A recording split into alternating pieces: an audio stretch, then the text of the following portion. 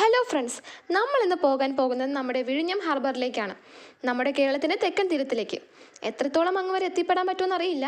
എന്തായാലും കപ്പലിൻ്റെ ഏറ്റവും അടുത്തുള്ള വ്യൂ നിങ്ങളെ കാണിക്കും. കേരളത്തിൻ്റെ അങ്ങോളം ഇങ്ങോളമുള്ള നാലുവരി പാതയിൽ ഏറ്റവും കുപ്രസിദ്ധമായ ഒരു സ്ഥലത്തിലൂടെയാണ് ഞാൻ പൊയ്ക്കൊണ്ടിരിക്കുന്നത്.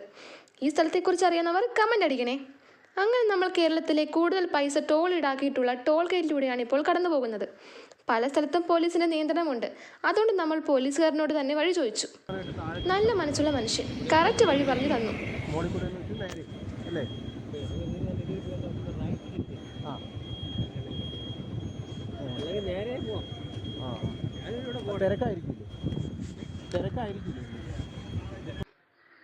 അങ്ങനെ നമ്മൾ കോവളം ഭാഗത്ത് നിന്ന് വരുമ്പോൾ ഏറ്റവും എളുപ്പത്തിൽ വിഴിഞ്ഞത്തെത്താൻ പറ്റിയ വിഴിഞ്ഞം ലൈറ്റ് ഹൗസ് റോഡിലൂടെ തന്നെ എത്തി.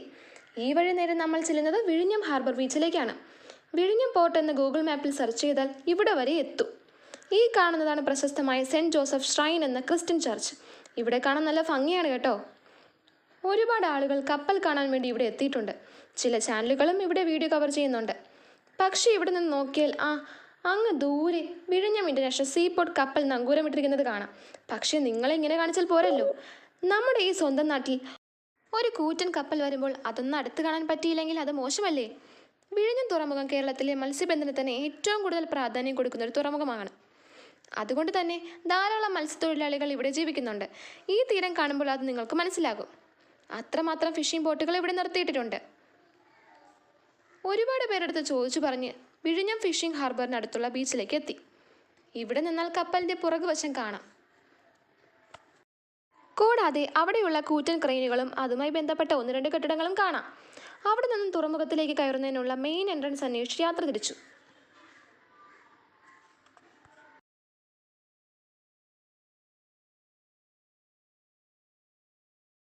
ഈ കാണുന്നതാണ് ഷിപ്പ്.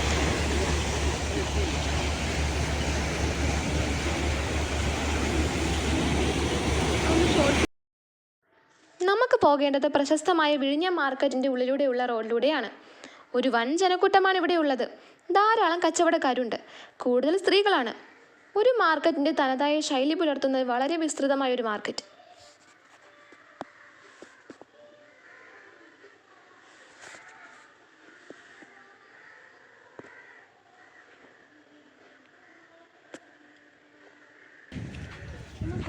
വെയിൽ സഹിക്കാൻ വയ്യാതെ തള്ളുന്ന ഞാൻ ഒരു ഐസ്ക്രീം മേടിച്ചു.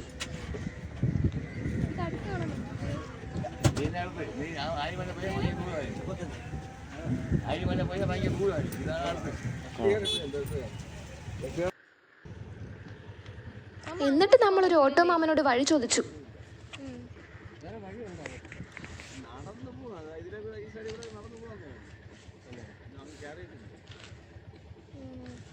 വണ്ടി അല്ലാതെ ആ സൈഡിലോട്ട് പോകില്ലല്ലോ. ഇവിടെ വണ്ടി വെച്ചിട്ട് ഈ സൈഡിൽ കൂടെ നടന്നു പോകാൻ പറ്റും. നടന്ന് പോകാൻ മാമൻ പറഞ്ഞതനുസരിച്ച് രണ്ടും കൽപ്പിച്ച് നമ്മൾ ബീച്ചിലൂടെ നടക്കാൻ. നല്ല ചരിവുള്ള ബീച്ചായതുകൊണ്ട് നടക്കാൻ നല്ല ബുദ്ധിമുട്ടായിരുന്നു. ഏറ്റവും കൂടുതൽ അതിശയിപ്പിച്ചത് ഈ ചരിഞ്ഞ ബീച്ചിൽ എങ്ങനെയാണ് ഈ ബോട്ടുകൾ ഇത്രയും ഉയരത്തിൽ പാർക്ക് ചെയ്തിരിക്കുന്നത് എന്നതാണ്. അപ്പോഴല്ലേ കാര്യം മനസ്സിലായത്. ട്രാക്ടർ ഉപയോഗിച്ചാണ് ഇത്രയും ശ്രമകരമായ ജോലി അവർ ഈസിയാക്കുന്നത്.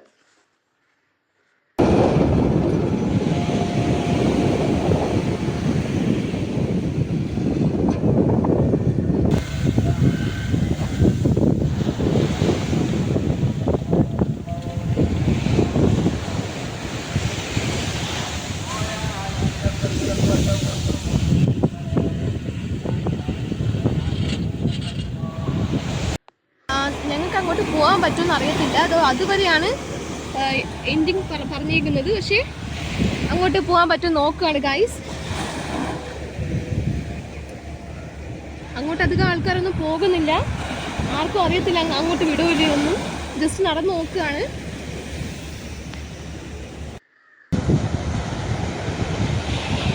ഇത്ര അടുത്തെത്തി ഗൈസ്. പക്ഷെ അങ്ങോട്ട് കയറ്റി വിടില്ല. അവിടെ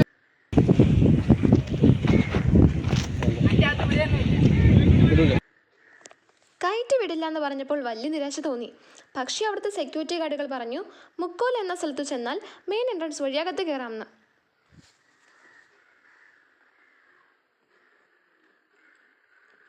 അങ്ങനെ ഞങ്ങൾ മുക്കോല വഴി മെയിൻ എൻട്രൻസിലെത്തി. അവിടെ നിന്നും പ്രത്യേകം സജ്ജീകരിച്ച ടൂറിസ്റ്റ് ബസ്സിലാണ് പോർട്ടിലേക്ക് പോയത്. ഈ പൊരിവെയിലത്തും ധാരാളം പോലീസുകാർ ഇവിടെ ഡ്യൂട്ടിയിലുണ്ട്. സ്വകാര്യ വാഹനങ്ങൾക്ക് അകത്ത് പ്രവേശനമില്ലാത്തതിനാൽ ഇത്തരത്തിലുള്ള ടൂറിസ്റ്റ് ബസ്സുകൾ സന്ദർശകരുമായി അങ്ങോട്ടും ഇങ്ങോട്ടും സർവീസ് നടത്തുന്നുണ്ട്.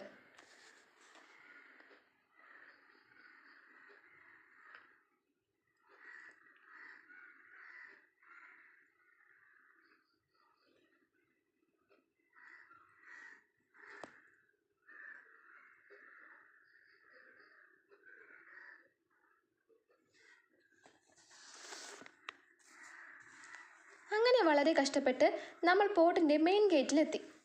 പൊരുവെയിലായോണ്ട് ഹെൽമെറ്റ് വെച്ച് നടക്കാമെന്ന് കരുതിയെങ്കിലും സംഗതി പാളി. പോലീസ് തടഞ്ഞു. ഹെൽമെറ്റ് അകത്ത് കയറ്റാൻ പറ്റില്ല. അതുകൊണ്ട് തന്നെ ഹെൽമെറ്റ് ക്ലോക്ക് റൂമിൽ വെച്ചു. അങ്ങനെ സെക്യൂരിറ്റി ചെക്കിംഗ് കഴിഞ്ഞ് കുറേ ദൂരം നടക്കുന്നതിന് ശേഷം ഇന്ന് നിങ്ങളെല്ലാവരും TV-യിൽ കണ്ട നമ്മുടെ മുഖ്യമന്ത്രിയും മറ്റു പ്രമുഖ വ്യക്തികളും ചേർന്ന് ഉദ്ഘാടനം നിർവഹിച്ച് താൽക്കാലികമായി നിർമ്മിച്ച ഓഡിറ്റോറിയത്തിലെത്തി. ഇനാഗുറേഷൻ കഴിഞ്ഞതുകൊണ്ട് തന്നെ വേദിക്കകത്തേക്ക് പോകാൻ അവർ അനുവദിച്ചില്ല. എങ്കിലും ഏറ്റവും അടുത്ത് നിന്ന് ഷിപ്പിനെ കാണാൻ പറ്റി. ഇതൊരു സ്വപ്ന നിമിഷം തന്നെയായിരുന്നു. നിങ്ങൾ ഈ കാണുന്നതാണ് വിഴിഞ്ഞം അന്താരാഷ്ട്ര തുറമുഖം. നീണ്ട 40 വർഷത്തെ കാത്തിരിപ്പിന് ശേഷം നമ്മുടെ കൊച്ചു കേരളത്തിലെ തിരുവനന്തപുരം ജില്ലയിൽ 16 കിലോമീറ്റർ ദൂരത്തിൽ സ്ഥിതി ചെയ്യുന്ന മൾട്ടി പർപ്പസ് സെമി ഓട്ടോമേറ്റഡ് ആയ ഇന്ത്യയിൽ തന്നെ ഏറ്റവും ആഴമേറിയതും ഏത് വമ്പൻ കപ്പലിനെയും ഉൾക്കൊള്ളാൻ കഴിയുന്ന 20 മീറ്റർ ആഴമെന്ന സ്വാഭാവിക ആഴം പ്രകൃതിദത്തമായി കിട്ടിയ ഇന്ന് രാവിലെ ഉദ്ഘാടനം ചെയ്ത നമ്മുടെ വിഴിഞ്ഞം ഇൻ്റർനാഷണൽ തുറമുഖത്തിൻ്റെ ഓരത്ത് ലോകത്തിലെ ഏറ്റവും വലിയ കപ്പൽ നിർമ്മാതാക്കളിൽ ഒന്നായ മേഴ്സ്കിൻ്റെ സാൻ ഫെർണാണ്ടോ എന്ന മദർഷിപ്പാണ് നിങ്ങൾ ഈ കാണുന്നത്. അങ്ങനെ ചരിത്ര നിമിഷത്തിന് സാക്ഷ്യം വഹിക്കാൻ എനിക്ക് കഴിഞ്ഞു ഗൈസ്. നമുക്ക് മാക്സിമം ഇവിടെ വരെ വരാനേ പറ്റുള്ളൂ. അതിനകത്തേക്ക് ആരെയും കയറ്റിവിടില്ല.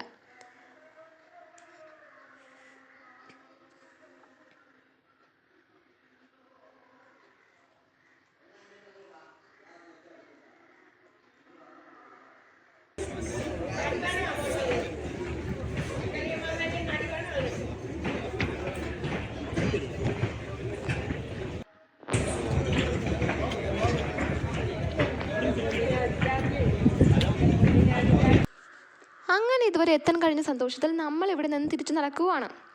ഒരുപാട് ചാനലുകളൊക്കെ ഇവിടെ വന്നു പോയത് കണ്ടു. ഒരുപാട് ആംബുലൻസ് ഒക്കെ സജ്ജീകരിച്ചിട്ടുണ്ട്. അവസാനം നമ്മൾ തിരിച്ച് ടൂറിസ്റ്റ് ബസ്സിൽ കയറി അങ്ങനെ വിഴിഞ്ഞം ഹാർബറിനോട് ബൈ പറയുകയാണ്. എൻ്റെ ഈ വീഡിയോ എല്ലാവർക്കും ഇഷ്ടപ്പെട്ടെങ്കിൽ like and subscribe. Thank you.